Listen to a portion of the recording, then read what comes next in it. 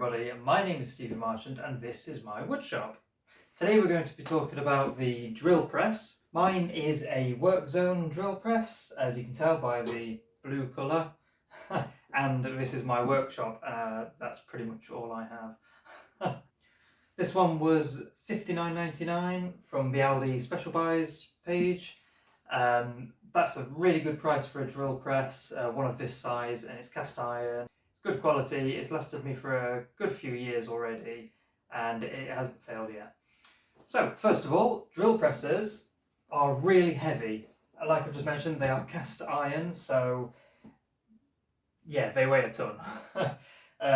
That's so that they don't wobble around while you're using them. If you've got the drill spinning, you don't want it to be vibrating on the table or juddering around any, so it's quite heavy to stop that from happening. So the other thing I want to point out is that drill presses aren't actually a necessity. You don't desperately need one to be a woodworker. You can get the same results if you're very patient and very handy with a hand drill. And to get straight down 90-degree cuts in a piece of wood, there's a trick where you use two blocks of wood that you've cut on a miter saw or perfectly at 90 degrees with a handsaw, and you stick them together so they make a little V shape, and then you use the drill up into that little V groove and it will keep it straight as you're drilling. Whether you want to do that for every single drill hole you drill, it's up to you, but like I said, it's not a necessity, but it does make your life a hell of a lot easier, and it makes for much more, when you're doing a lot of repeated cuts, it makes them more consistent. So let's take a closer look at this machine and figure out how it works. Okay, so first of all, very simply, you've got the on and off switch on the side here. Even though this is a work zone model, all models will vary, but not a lot. There's going to be an on-off switch, green for on, red for off. There'll be an emergency stop switch on the side here, so if your drill's running and something gets caught in it, you don't like how something's going, the workpiece gets caught, the drill is spinning around like crazy, just hit the button on the side and it will cut off the power. And to reset that, you just spin it out. So let me just show you that so you know what I'm talking about. So on switch turns it on, off switch turns it off, obviously, and the emergency stop shuts it down, and you can't turn it on until you release that switch. There we are. Okay, most machines like this are belt driven, so when you flip open a lid, you see there's 3 pulleys on the top, and what that does is it transmits the power from the motor on this end, which drives this spindle, spins that around, which spins the middle spindle around, which then spins the drill spindle around. And as you can see on the top of the lid here, on the inside of the lid, there are different speed settings. So you change the speed of the drill by moving the belts up and down on the pulleys. So for example, it shows you here, to get 2,500 RPM, which is the fastest this one can go, the belts need to be in position C1. So on this motor, the bottom position is C, so you'd move that to C, and this obviously would be in line with that. And number 1 is this one here, so this belt would be on number 1, which would go into line with this middle part of the spindle here. And it's all about just following the chart and knowing what RPM you require for what drill job you need doing.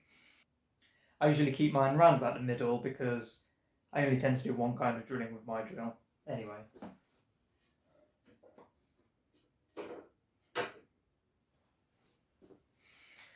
So on the side here also you have this arm, this lever, which plunges the drill truck down. So that one, when you turn it, it pushes the drill down into the wood basically. So that's how you control the depth of the drill. Simple as that. This little wheel on the inside of the arm is called the depth stop. So So that's always set to 0. I always keep it loose because I usually forget that it's on. So if I tighten it and I go to drill and it only does that, I think, oh, my drill's broken.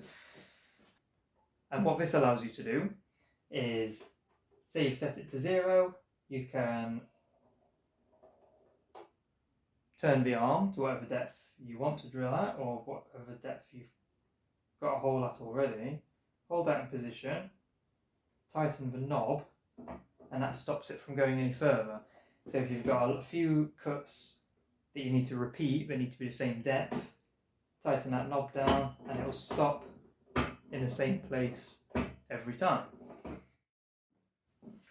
So this here is what's known as the base plate, and this is adjustable up and down.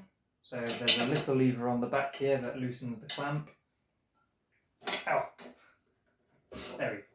So you untighten that, and that slides up and down depending on what size drill bit you've got and the size of the workpiece.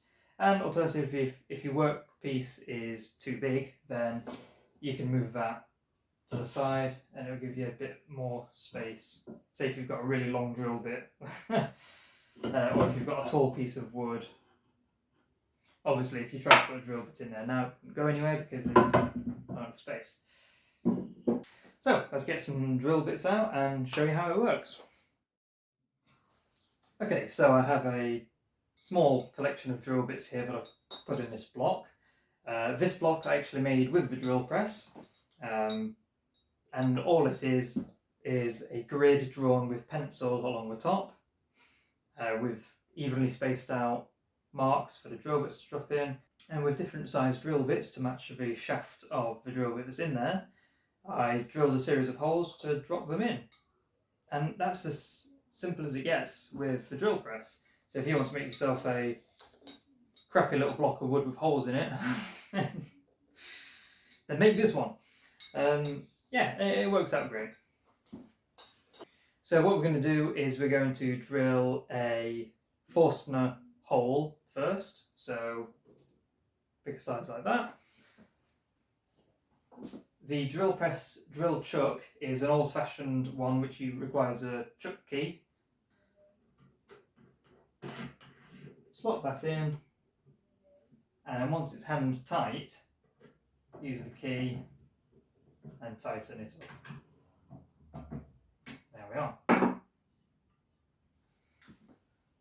So I'm going to use this piece of wood for a demonstration. And as you can see, there's quite a big gap between the drill bit and the wood, so it doesn't quite fit. So this is where you adjust the table.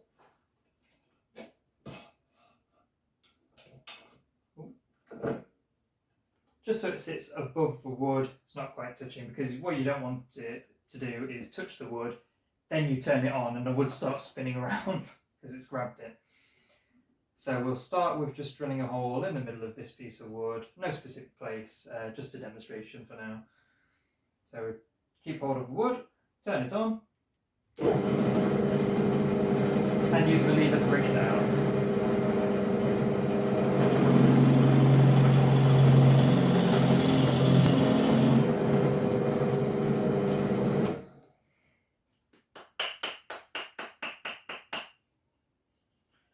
So with the drill press, I don't tend to use ear defenders because, as you probably heard, it's not that loud compared to a table saw, bandsaw, jigsaw, anything like that. And I don't tend to wear a respirator either because it's not known for creating fine dust. It's just sawdust, quite coarse sawdust that just falls straight to the table. So with that, as you can see, I've drilled a hole and it will be straight down, 90 degrees on all the sides. So next we're going to do is change the Forstner bit out for a regular drill bit and drill further down into there so it can accept something like a carriage bolt. So same as before, untighten the chuck, plop that back in there. So I've selected a carriage bolt. I'm just picking a drill that matches. So We don't want it too tight, we don't want it too loose either, so one of those.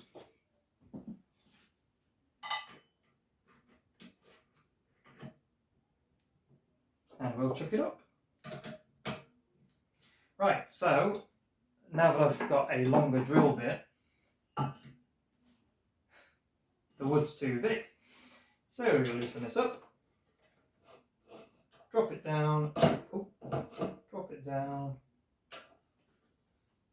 and there we are.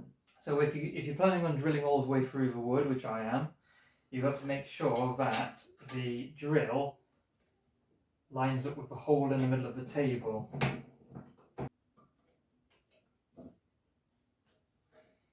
There we are. So I've lined up the drill with the centre little nib of the Forstner bit, so I know I'm getting it directly in the middle. Turn it on.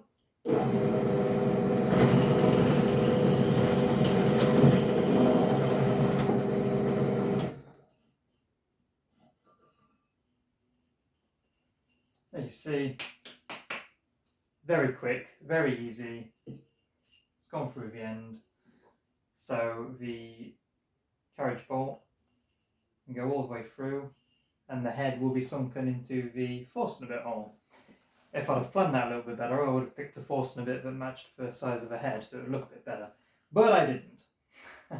So let's just say I planned there to be a washer in there as well.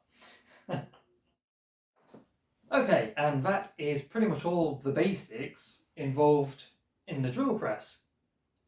Like I said, this particular model costs about £60.